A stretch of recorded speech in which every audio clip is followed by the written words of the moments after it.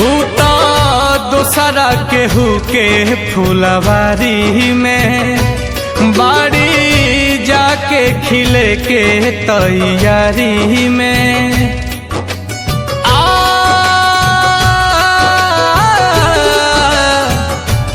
उता दूसरा केहू के फुलवारी में बाड़ी जाके खिले के तैयारी में भारत तड़प तड़प के हया बनी हो भारत तड़प तड़प के हया बनी हो एह दुनिया में प्यार के जैसन हम ही त कैले गुनाह बानी हो एह दुनिया में प्यार के जैसन हम ही त कैले गुनाह बानी हो।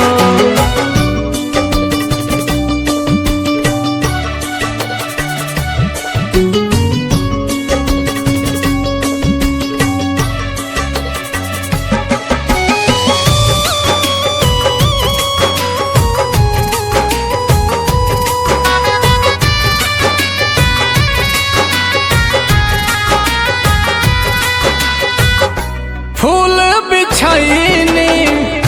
राह में जेकारा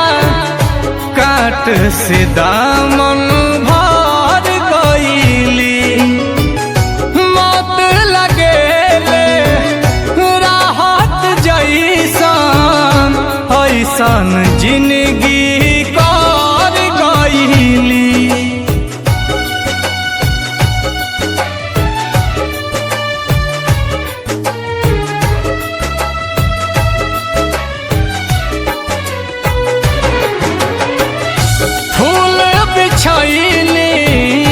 राह में जेकारा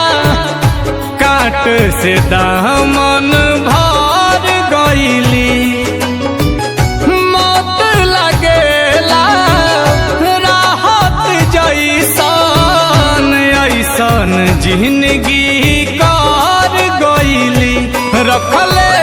मनवा में अपना कवनो चाह बनी हो रखले मनवा में अपना कवनो चाह बानी हो एह दुनिया में प्यार के जैसन हम ही त कैले गुनाह बानी हो।